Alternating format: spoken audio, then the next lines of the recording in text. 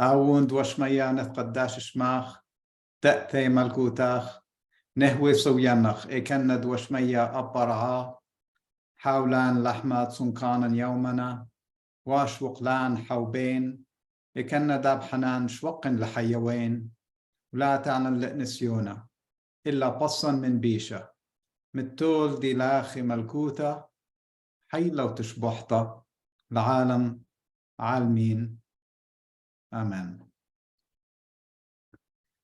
Well, today I started speaking about how Jesus and the prophets were innovating for their time, and I wanted to kind of tie that into how the thought that came to me is that for us to continue that innovation, we need to be attached to that stream of innovation. And what happened, just like in the translations, in the 2,000 years since Jesus was here, and you know, if you want to take the prophets into account, that the 3,000-4,000 past years, we built barriers between us and Jesus. We delegated people to come in between, sometimes not by choice, just the way things worked out. So I want to take us a little bit back in Jesus's teachings for his apostles. I mentioned that his apostles were very young men, because he had to get people who were willing to follow him. They didn't start their lives, and if you read the Bible, the Gospels, they were still hanging out with their dads, fishing with their dad, and took almost permission to go and follow the prophet from Nazareth when he called on them to join him. So there is something about spirituality, about anything good that happens to us, is that typically it's galvanized in a moment where we feel that connection. And it could happen on a job where you're doing your day-to-day type stuff, and then you just do something that excites you, that adds value, that makes you feel really good, and you start tying with you know, into that company's mission. And if that moment doesn't happen for you, most likely you'll spend most of your time at that company kind of disconnected, disjointed, and not happy. Day-to-day work becomes kind of like a burden, and you want to step away from it. Well, for me, spirituality and almost anything else in life is that way, is that that initial spark. The one thing that is different about Jesus is that spark continues to ignite as you walk that walk. So you feel like you're not just getting that one moment and then living the rest of your life trying to recapture that moment, which a lot of religion is that way. So if you had a religious experience, there is a very good chance that you walked into a place that could have been even a talk, you know, some friend invited you to come listen to somebody and you know, that they, you know, like, and you might have that eureka moment, and you go and buy the book and get the CD and so forth, and then you feel all that joy, and then sometimes it's hard to find that moment again, to find that motivation again. And the only thing that sometimes keeps you in those types of movements, or those types of jobs, or those types of even marriages, family situations, friendships, is that knowing that we had that one moment that was so awesome.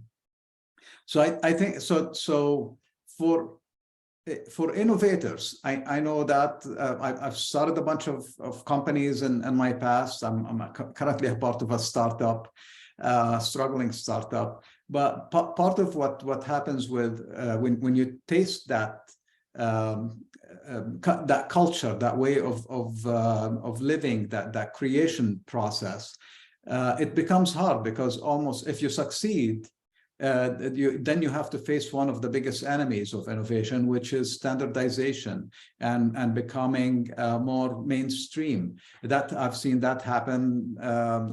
Rabbi, so I'll use you as one of my examples.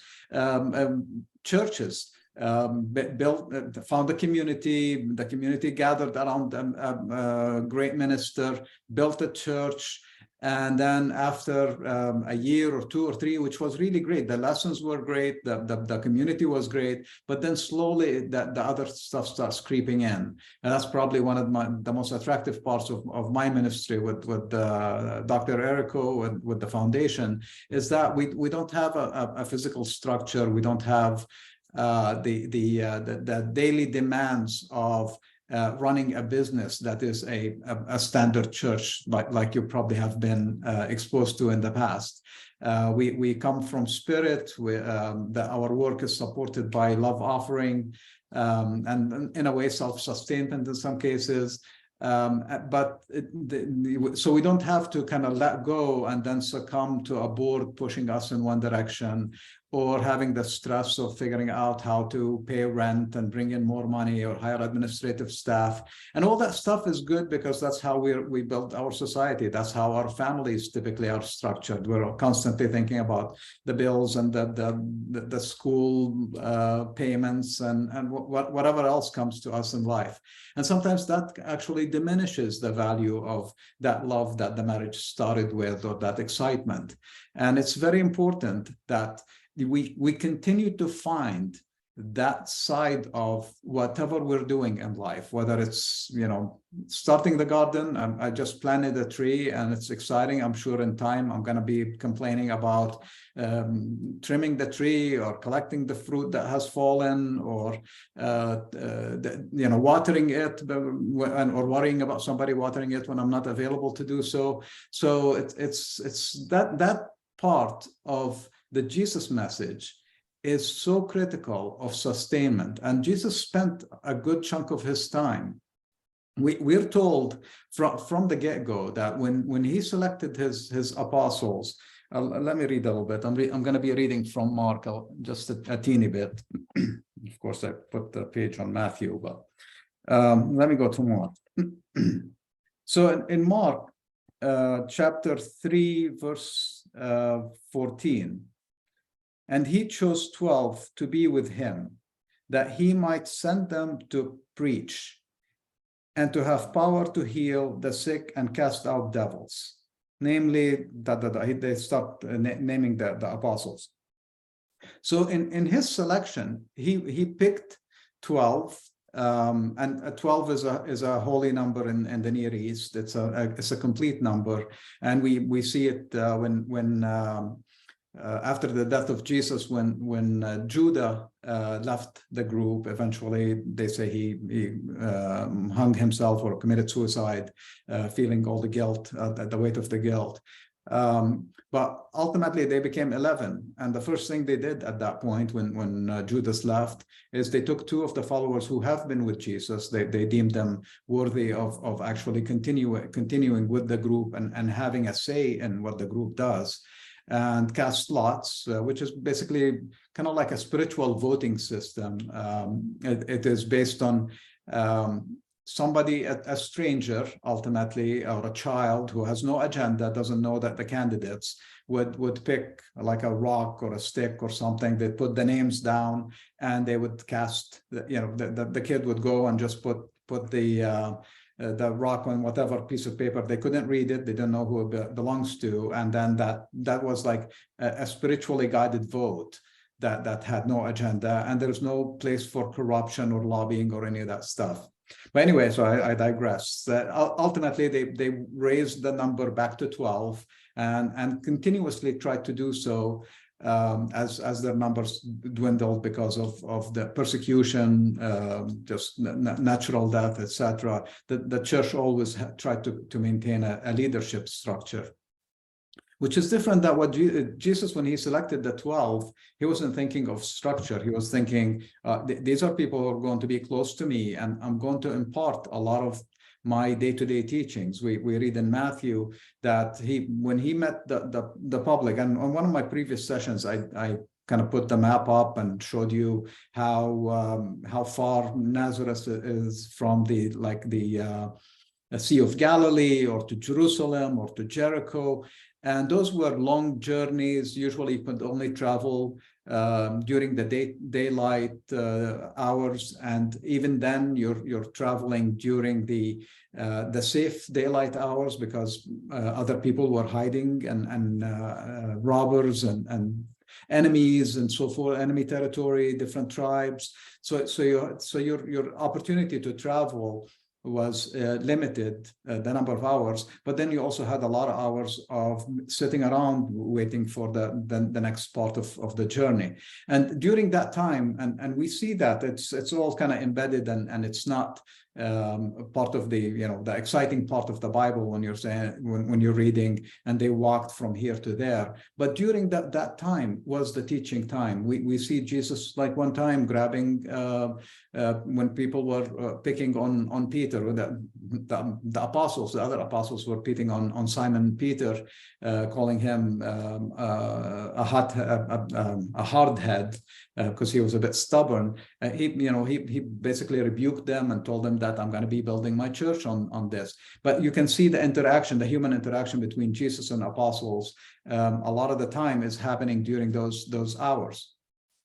But then he selected them, and then he was imparting to them a lot of the teaching. I was saying that for everybody else who encountered Jesus, they got a tidbit of Jesus's teachings by either witnessing a healing, witnessing him doing something to help somebody, or usually with parables. And he was a master of parables. I know that on Saturday, Dr. Ericos is going to get into not just the parables, it's the power that behind the parables, how he took some things and got really deep teachings embedded into simple sayings that people could remember and relate to. More importantly, he wasn't talking about something foreign, but he gave them things that they could relate to from their farming environment, from their shepherding environment, from watching nature, because again, we're talking about Galilee and Palestine.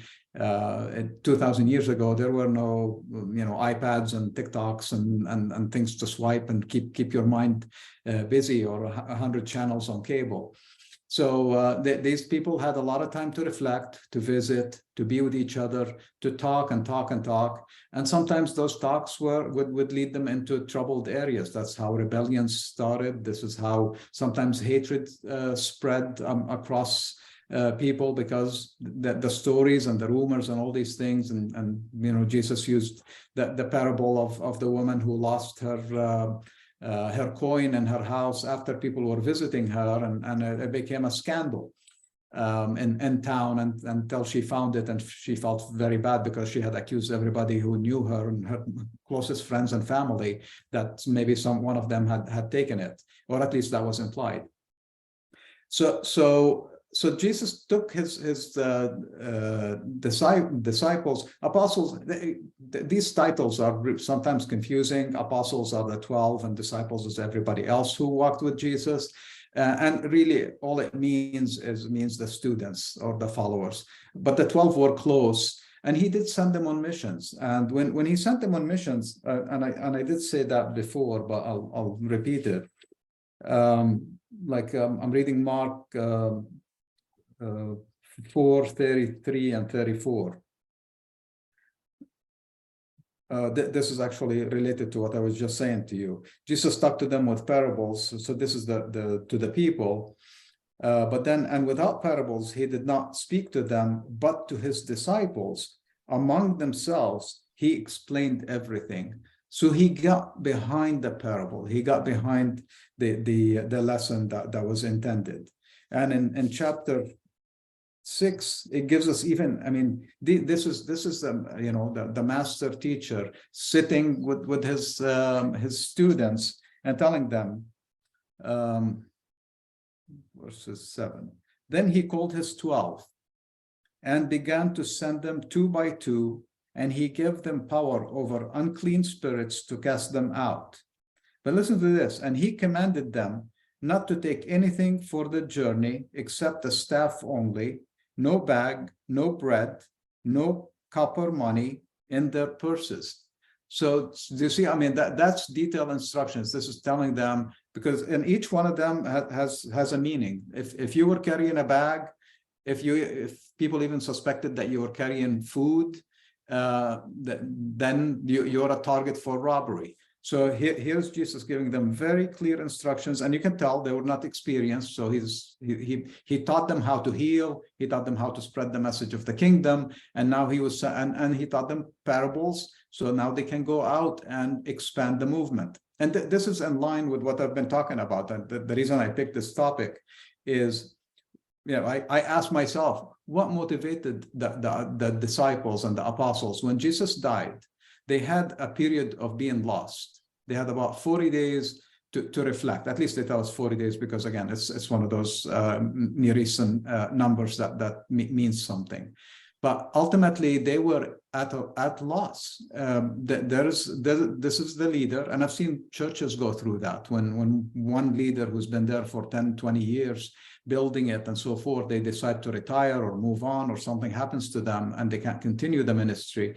Sometimes the flock has a hard time, even though they might have picked somebody and who's been talking maybe once every Sunday or one Sunday a month or something, like natural leader who's going to be replacing them. When that one person goes away, and Jesus was not just a minister, he was a master teacher. He had a lot of knowledge, and was challenging the whole thing, where now we have either a movement to go on, or a death of a man, and then history forgets about it. That's what was facing those early apostles and disciples.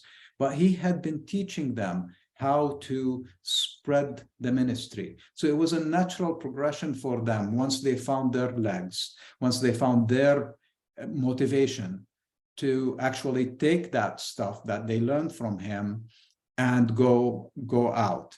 And so continuing what he was teaching them, so don't take any money or purses, but to wear sandals and not to wear 2 shirts. And he said to them, whatever house you enter, stay there until you leave that place.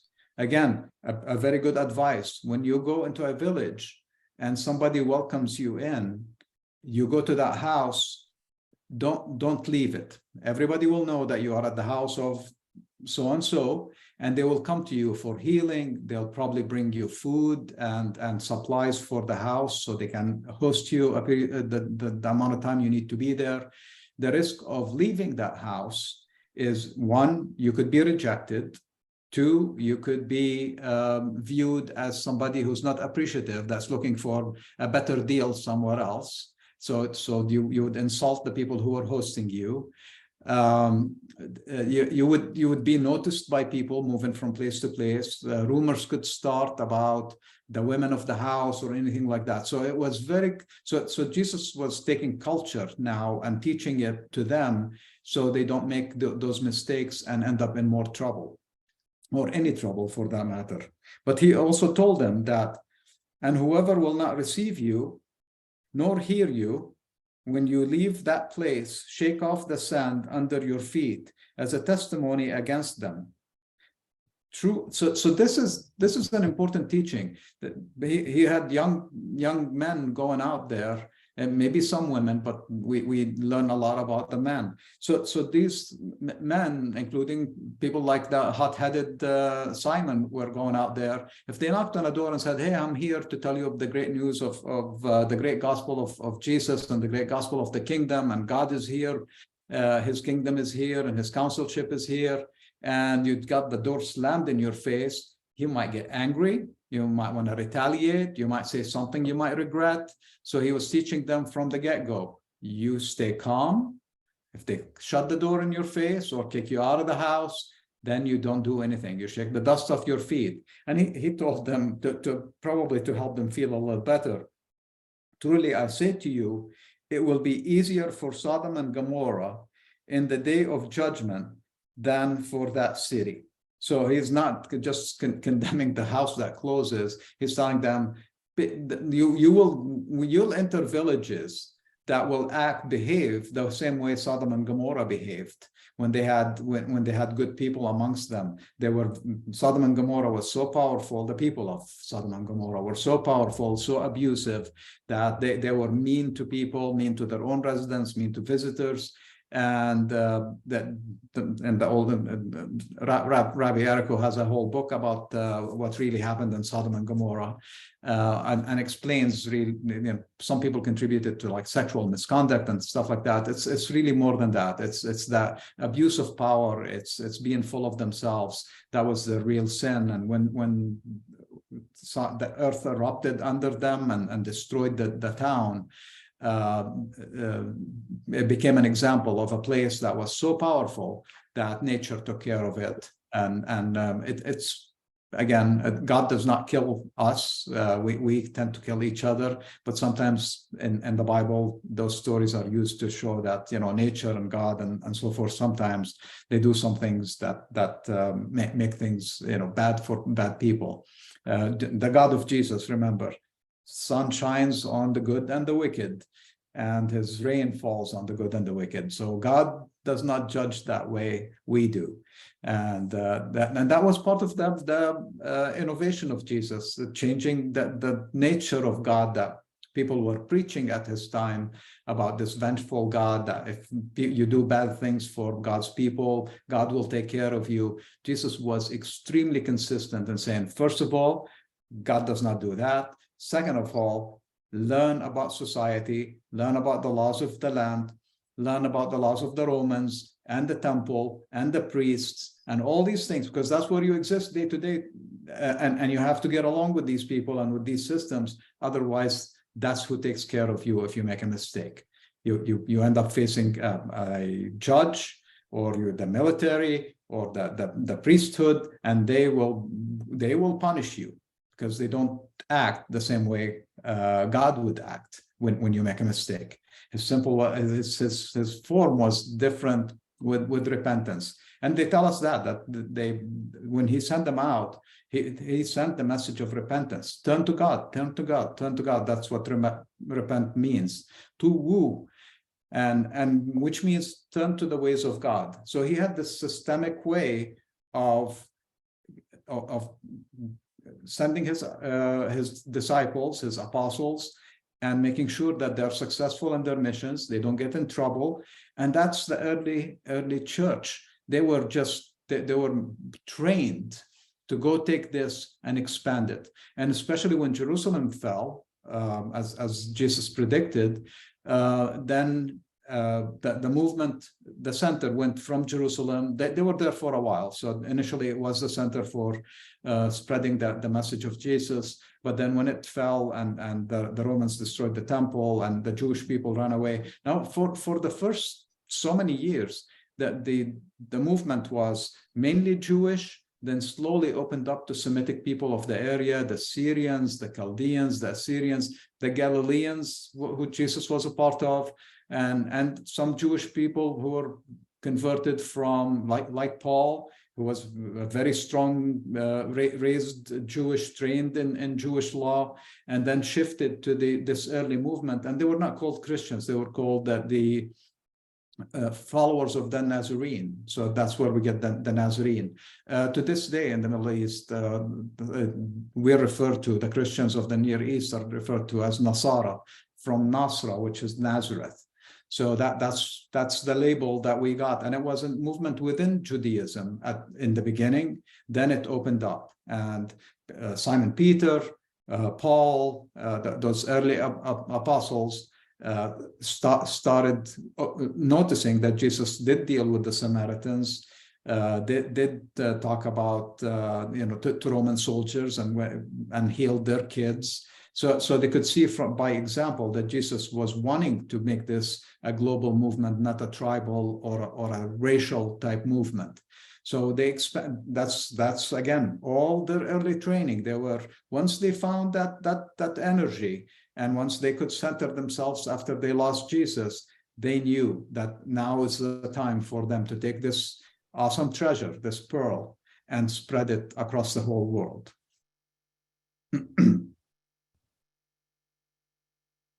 So, and they went out and preached that they should repent. And they cast out many demons and anointed with oil many who were sick, and they were healed.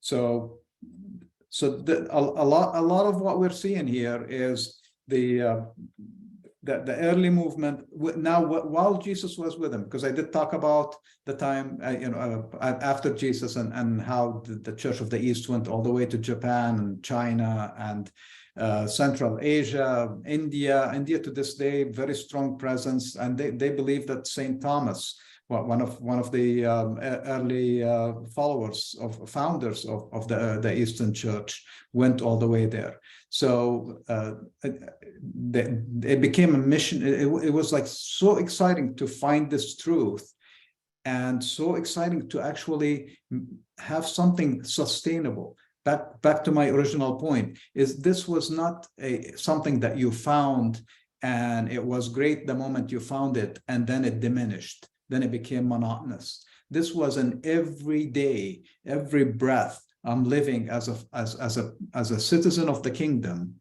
I have these exciting opportunities to share, to behave from that space, to touch people's lives, to heal, to help. Money was not important. It was definitely a tool, and that's why Jesus has a lot of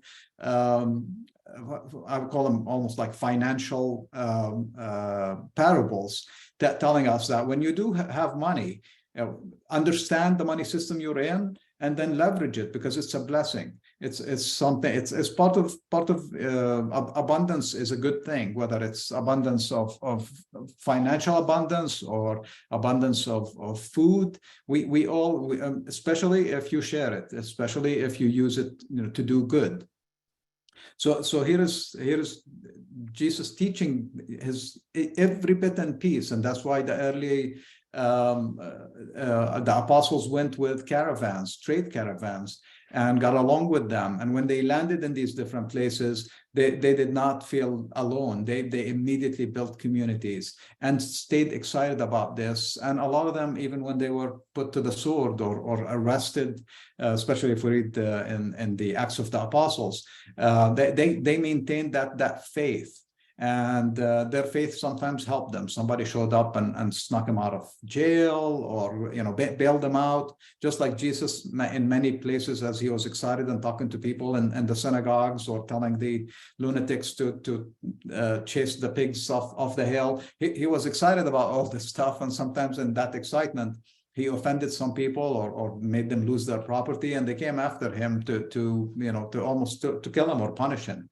And he got away because either they didn't recognize him, or in the mess he managed to escape. That happened, basically replicated throughout the Christian movement from that point on. And that's why it survived to this day in so many ways. And it wasn't defined in a flag and a country and a capital. It was a constant expansion of good people into different areas. That the more you learn, the more they sent you out. And the more they sent you out, you taught people and you sent them out. And those communities were so strong. The first thing we hear is that they took everything they owned. The apostles, once their eyes opened and they stabilized, they took everything they owned and they said, okay, this is going to be about spreading the good news of the kingdom. And they tossed everything in the middle, and they basically shared it all. And from that point on, they start. That was the system: is we share what we have, because spending our lives holding on to what we have doesn't work. Spending our lives trying to isolate or just affiliate with one group that we, whether it's your tribe or your family or your work group or your church group, it doesn't work. It gets monotonous. It gets limited.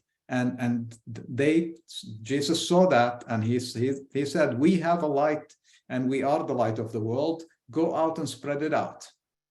Now, let me see how I'm doing on time, because as I said, I thought I'm going to talk for a half an hour. I'm already over that. One last piece that came to me as I was preparing, and in Matthew chapter 22,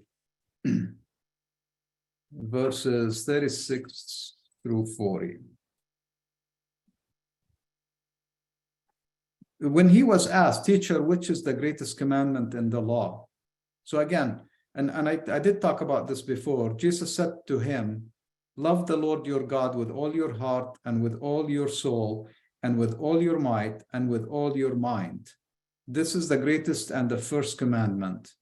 And the second is like to it.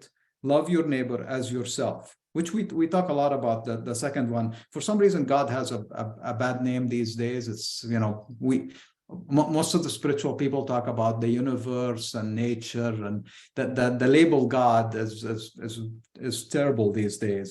And I hope that we would change it, because the God of Jesus, the Father, see, he didn't even use God very often in his prayer. He used the beloved, the beloved parent who takes care of us, our beloved parent. And that relationship between us and the parent is back to my original point that I started with. There is no barrier between us. There is no need for anybody. Jesus belittled himself.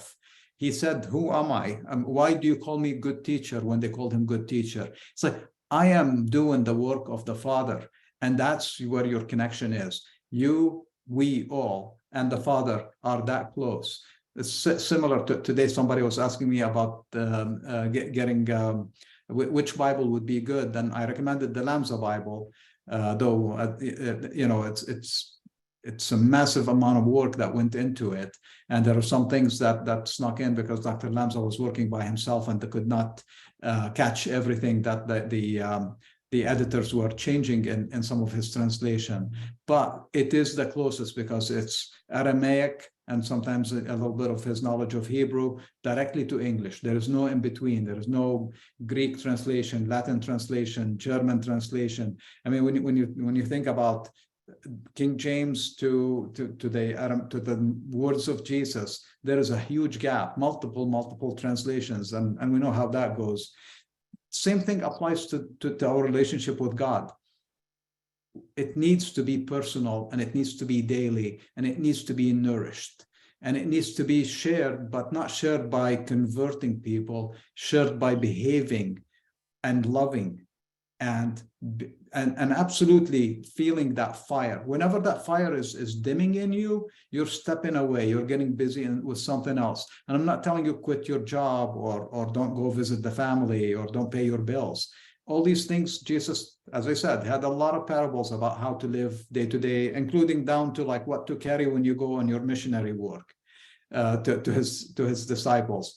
But when you are just lighting up the place with your positivity, with your good attitude, with your honesty. Sometimes, we can't be honest because we get punished. Take a chance when the right thing needs to be said, say it. Not to hurt somebody, but to actually, help them get to a better place instead of continuing going down the wrong road. Jesus was fantastic, and that's what excites me. And I never have a hard time talking about Jesus, because any aspect of my life, when I run into it, when I'm faced with a situation, whether it's exciting or challenging or very devastating, I can find something in his day-to-day teaching and in his method and in his explanation to me of what I am and what my relationship with God and with each one of you is. And once I'm that close to it, it's all within my grasp because I'm constantly thinking about these things, life is good. No, there isn't a piece of news that I receive that it used to be devastating, whether it's from a doctor or from a boss or from some family member, that I can't look at it with the eyes of the teachings of Jesus and see that if I can explain it, how wonderful it is. And if I can't explain it, just have the faith to know that it's going to unfold into some awesome thing for me and for all the people involved with me. Okay, I'm going to go quiet, and I see some questions came. Thank you. The one comment that I hope that in a way I addressed it, is about apostleship of Paul. Again, I don't care about the titles, but Paul never really studied with the man Jesus. So when Jesus was alive, Paul was either a very young kid or came after him. Paul was trained as a Jewish scholar. what persecuted. The early church tells us that he was actually part of the persecution, was present at as a young man at the killing of one of those disciples, early apostles of Jesus. So he was on the law and Jewish law who was actually against that early movement of the Nazarene. He had an experience, a personal experience, and once that happened to him, and he found that the teachings of Jesus, he got so excited that he dedicated the rest of his life to spread that news. Now, his teachings are not, all at the same level as Jesus. He has some really awesome teachings, but he also, because they were administering and the people were asking them questions about how to deal with specific situations, he wrote them letters, and those letters made it to the Holy Bible. So some people see him as, it's between the two covers, and I don't see him that way. I can see the light that's in his teachings, but also I can see some of the cultural teachings that he's spreading, or some things that he relied on. And thank God he himself did a few times mention in Christ or in the teachings of Jesus, there is no precedence. I'm telling you something from my own experience and my own teachings, but I can't tell you that Jesus said so. And those are some of the basic teachings that a lot of today's Christianity and the Catholic Church and a lot of the Protestant churches built on those teachings of Paul, though he's saying they're not Jesus's. So they make him equal a lot, and they prefer him because he's more direct. I think I would rather deal with the vagueness and the parables and the mystery of Jesus's teachings and some of his direct teaching than take on something that is not from that source. Okay, so Paul's apostleship. If you think he's an apostle, which he declared himself one, and I think that the church supported that, the early church, that's fine. It's just to remember he's not Jesus. That's all I have to say.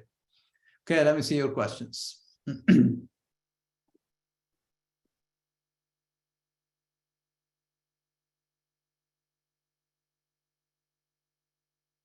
Okay, hello, I really don't understand, and my grandkids have asked me several times, will you please tell me how the first female and male entered the land? Well, we're talking about Genesis, and that the Genesis is there are two creation stories. So the first one is a mystical one, is a spiritual one that tells us that God created male and female at the same time, just like he created the universe. So it's like part of the Big Bang. If you want to translate it as Big Bang. Science today tells us it was an evolution that got us to where we are.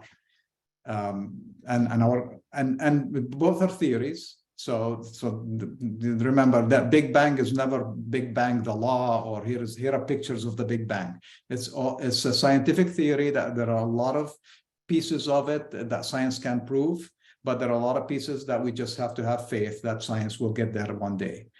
The other creation story, the Adam and Eve story, that was more of a kind of building on some of the myths that were available around that time when these stories were created, with the man being alone in the Garden of Eden, and Eve being pulled out of one of his ribs and blown life into it.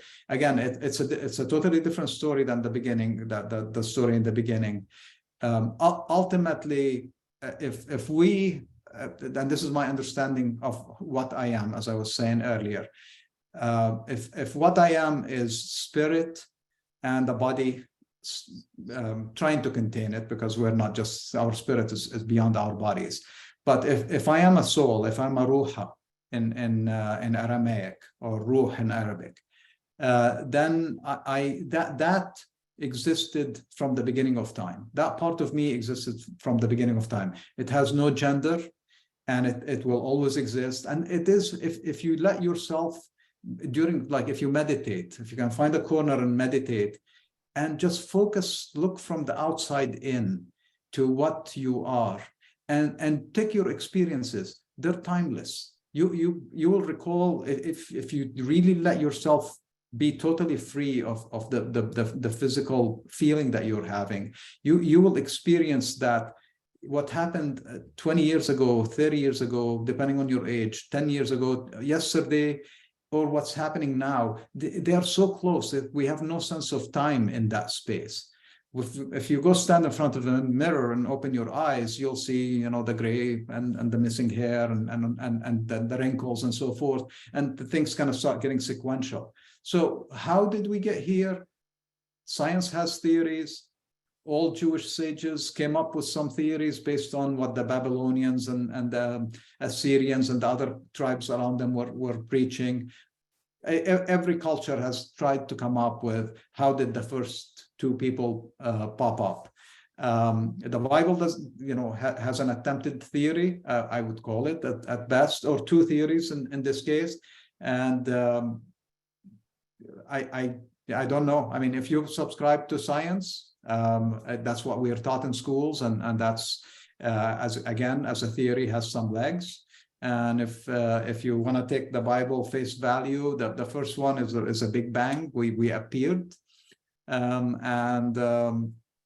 know I didn't help you to answer the grandkids, because probably they're looking for a black and white response of like the year 2 billion BC. Two people showed up on a spaceship or something. I honestly don't know, but that's up to you. But it shouldn't change the way you can get excited about Jesus and the teachings.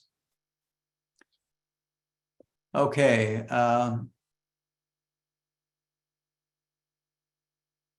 This is a leftover from last time I spoke. I understand not taking someone's life over property.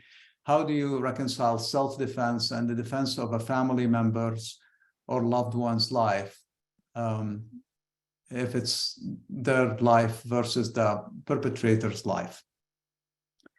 What I spoke about last time, and we closed around this topic, is that it's a choice. Once you cross over into responding with violence, Jesus's teaching is, if somebody slaps you on one cheek, turn the other one. And I know we're not talking about slapping a cheek, though it could kill somebody if you slap hard enough. De-escalating the situation and not getting to a point of harm is ultimately where you want to be. If there is a perpetrator, in communities that Jesus existed in, there were a lot of people who were violent, and he had to deal with that, and a lot of people got killed. I mean, the value of life for a lot of people, like if you're a Roman citizen and the person you're dealing with is not a Roman citizen, or there were slaves as well, and slaves had zero value. Jesus saw all of that, and he chose to be, as a master teacher, he chose to be on the non-resistance and the having faith that even the tough and rough ones will leave good people alone. I can't rationalize in any situation, even though, yes, there could be kids that I'm responsible for, I'm watching over, and somebody is trying to harm them. I'll put myself between them and that harm. I'd be happy to lose my life over them being hurt in any way. But for me to actually attack the other person and try to injure them, I might push them away. I might try to, talk them out of doing something. If they are that set on hurting, that's their problem, but I don't think it should change me. And I hope that I could be true to that, because when I was younger, when people punched me, I punched back, and I've got into enough trouble in my life as a young man, and elementary school all the way through high school. But from that point on, I think all the fights I got into were to try to break them up, and sometimes I got hit by those swings, but I never really tried to swing back. So it's a very valid question, and I think a lot of meditation, a lot of reflection, until you can find that peace to say, if I can see the humanity of the perpetrator, hopefully they'll see that I'm appreciating that in them, and they will stop being a perpetrator. If it's property, there is no question about it, as you said in your question. hopefully I answered it, and yeah, happy to continue the dialogue. What is the difference between an apostle and a disciple? Were the 12 apostles considered disciples, or does disciple mean student and extended to all students? Absolutely. It's shlihe, telmide, and that's what they used. And I think they used it interchangeably, though eventually it became more of a title. Shlihe is apostle, or apostles, and Tilmide is students. By the way, this is just a tidbit. Taliban, the ones in Afghanistan, that means students in Urdu, but it's driven from Arabic. Talib from Arabic is a student or a pupil. They were followers, or in the case of Afghanistan, I think they were the university students who actually started the first rebellion, and then it became like a label to be a part of the student movement. So yeah, in the case of Christianity, it's something that written in Aramaic, and it differentiated. But I think any shlihe is a tilmide. And in a way, they made it that not all Talmides are shlihes, not all students are actually apostles, because he did spend a lot of time and invested in them. So maybe that was a differentiation, is that they were the close ones, and they felt like they were with him all the time, and he actually trusted them with the missions when Jesus was alive. Eventually, they knew that they just had to all be apostles and disciples to spread this work. Okay, a couple more questions. I believe that what the Bible folks refer to as casting out demons, we would consider a psychological problem today. My question to you is, which belief is correct? Are demons around these days? No, you're spot on. It's a reference. They didn't have the dictionaries and the psychological books and definitions that we have today. So they knew that some people suffer from depression, from schizophrenia, things like that. Trauma for many reasons, abuse or military service, or they had the same things that we suffer from today. They just didn't have a big dictionary to go look at every case and tell you this is the so anything foreign, if anybody is behaving not according to what we would call normal, they labeled it as they were possessed in some way. And that's why Jesus was able to heal a lot of people by forgiving. Like one time, he just forgave the person, forgave all their sins. And they, the people who are around, and who are you to forgive sins? And he just, that person needed to be told, whatever you did before, it's okay, it's neutralized, go and live your life. He was carrying that burden, and that is psychological, that is very stressful, and Jesus knew the problem and knew how to solve it. So absolutely, you're spot on. It's psychological problems, and no, there are no creatures living around us that possess us and make us do weird things.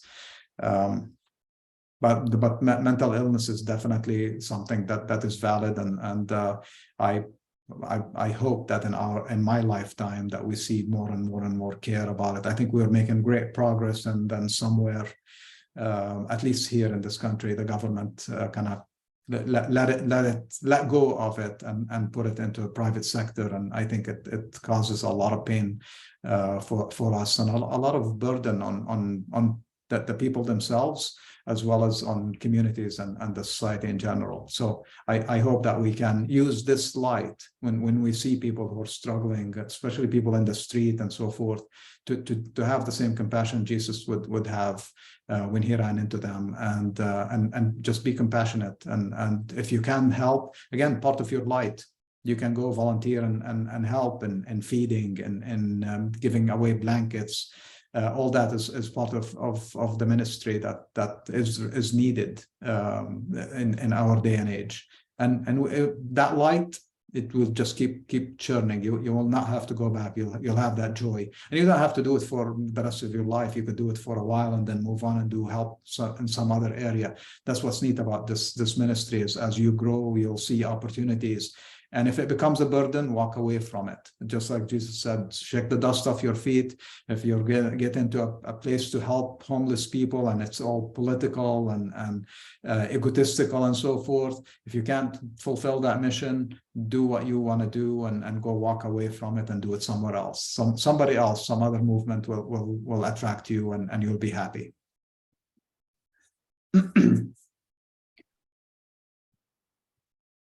How one, this is great. How does one nourishes his soul? I probably, part of my brain maybe caught your question before I read it. That's what nourishes us is that goodness.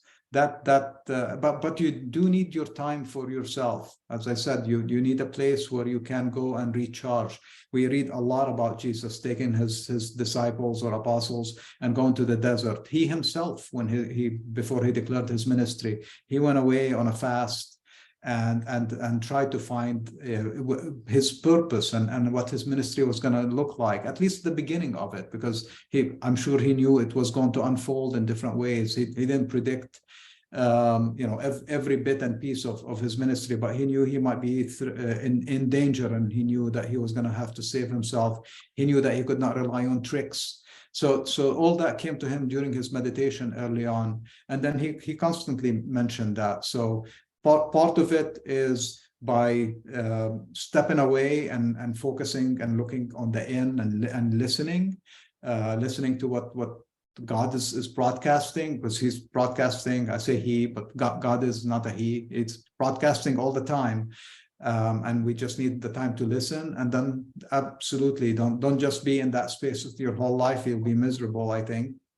But also go out and be that light in society. And as I said, if you're helping people in any way, and the office, the little things, seeing somebody moving and just carrying one table with them to the house and then continuing on your walk, any of that work is all part of those ripples that create that kingdom, that presence of God amongst us.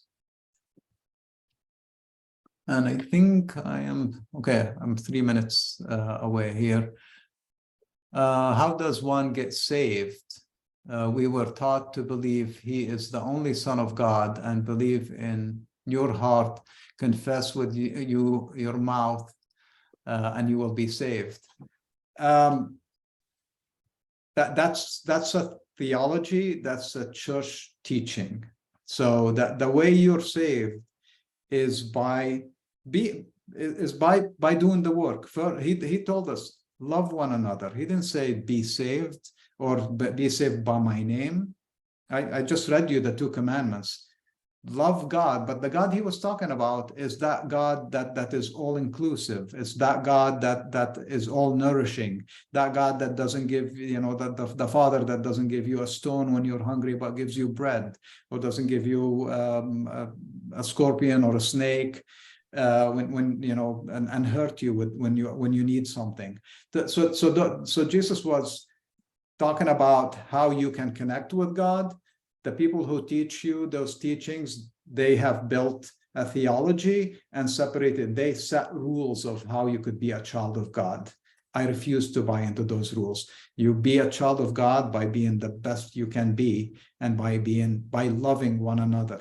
That's his commandment to his own disciples and apostles. He didn't tell them go build a hierarchy. He didn't tell them you'll be saved by mentioning my name.